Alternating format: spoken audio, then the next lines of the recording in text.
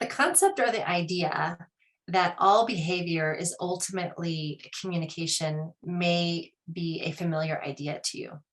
And I want to couple that with a discussion about the brilliance of the behaviors, the brilliance of the dysregulation, because it is true. All behavior is ultimately a form of communication. But when we are caught in a paradigm that some forms of communication or some forms of dysregulated behavior are okay and some are bad, we actually miss the wisdom of what is going on. So the bottom line is that when we get activated or when we get dysregulated, and thus then there's a behavior or an expression that's attached to it, it's coming from a very wise, brilliant place. Our autonomic nervous system is not random. As we are moving through the world and we are perceiving challenges, we are designed to get dysregulated. That's what we are designed to do. We're designed to get dysregulated. We're designed to have certain behaviors because ultimately we're trying to protect ourselves.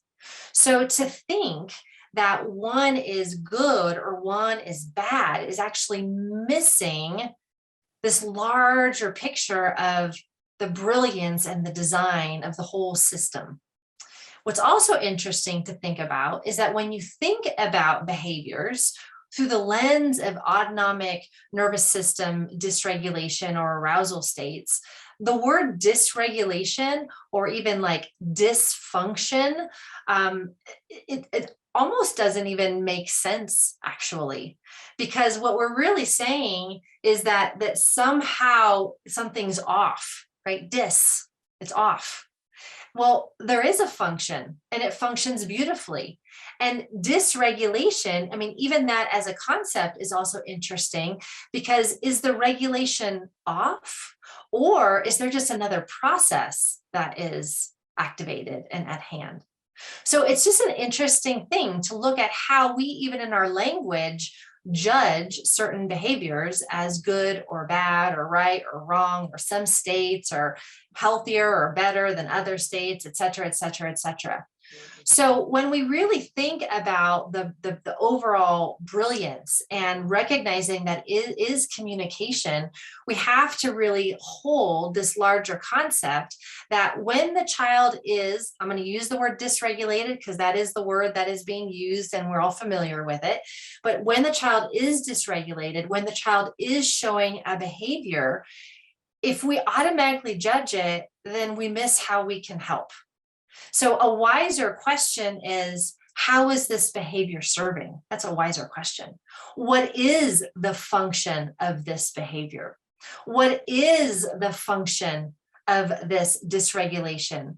Maybe another one is, how is this behavior that we're labeling as dysfunctional or dysregulation, how is it actually helping the child regulate? You know, how do we start to recognize that it's all part of the brilliance of the system trying to do the best that it can, and it's trying to ultimately create an internal sense of connection, and it's trying to create a sense of safety and security in the world. So play around with that. Play around even with the word dysregulation. Play around with the word dysfunction.